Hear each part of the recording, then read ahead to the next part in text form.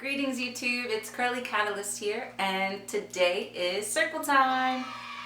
We are into Women's History Month. March is Women's History Month, and I have Rosie Revere Engineer, which is written by Andrea Beaty. So let's get into it. This is the story of Rosie Revere, who dreamed of becoming a great engineer.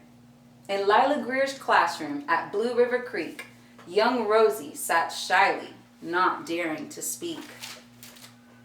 But when no one saw her, she peeked in the trash for treasures to add to her engineer's stash.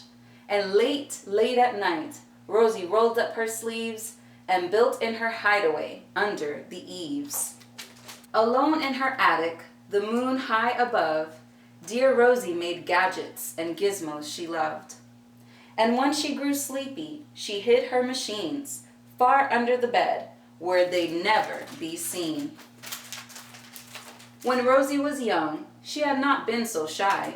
She worked with her hair swooping over one eye, and made fine inventions for her uncles and aunts, a hot dog dispenser and helium pants. The uncle she loved most was zookeeper Fred. She made him a hat to keep snakes off his head, from parts of a fan and some cheddar cheese spray, which everyone knows keeps the pythons away. And when it was finished, young Rosie was proud, but Fred slapped his knee and chuckled out loud. He laughed till he wheezed, and his eyes filled with tears, all to the horror of Rosie Revere, who stood there embarrassed, perplexed, and dismayed.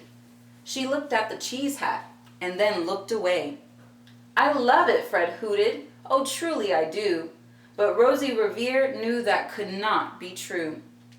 She stuck the cheese hat on the back of her shelf, and after that day kept her dreams to herself.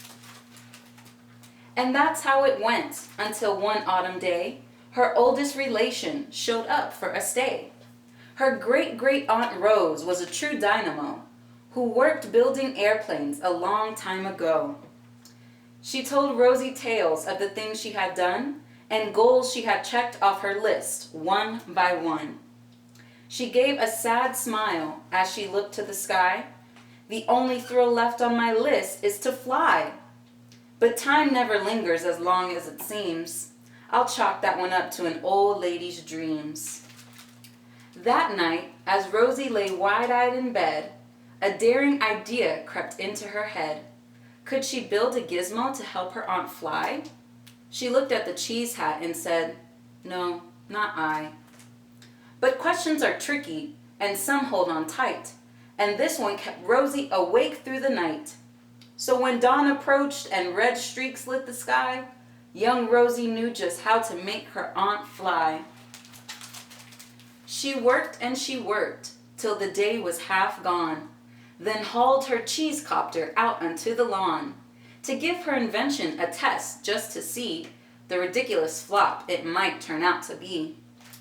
Strapped into the cockpit, she flipped on the switch. The Helio cheese copter sputtered and twitched.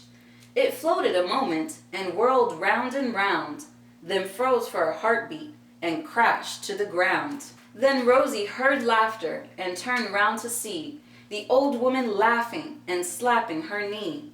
She laughed till she wheezed and her eyes filled with tears, all to the horror of Rosie Revere, who thought, "Oh no, never, not ever again will I try to build something to sputter or spin, or build with a lever, a switch, or a gear, and never will I be a great engineer."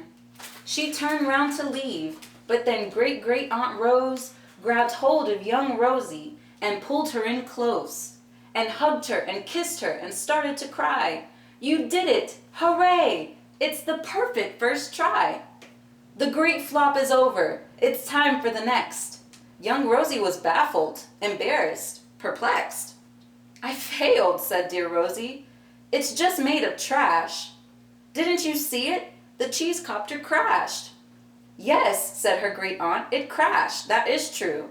But first it did just what it needed to do. Before it crashed, Rosie, before that, it flew. Your brilliant first flop was a raging success. Come on, let's get busy and on to the next. She handed a notebook to Rosie Revere, who smiled at her aunt as it all became clear. Life might have its failures, but this was not it. The only true failure can come if you quit. They worked till the sun sneaked away to its bed. Aunt Rose tied her headscarf around Rosie's head and sent her to sleep with a smile ear to ear, to dream the bold dreams of a great engineer. At Blue River Creek, all the kids in grade 2 build gizmos and gadgets and doohickeys too. With each perfect failure, they all stand and cheer, but none quite as proudly as Rosie Revere. If you would like some more great books highlighting amazing women or amazing authors, please check out my Amazon store. The link will be in the description box. Also, this is a book that I got from a school that I was working at. They're gonna throw it away out of the library. It's a book called Brave Black Women, From Slavery to the Space Shuttle by Ruth Windegarden and Sharon Kahn.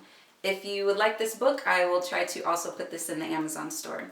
Come see me again next week for Circle Time. Bye!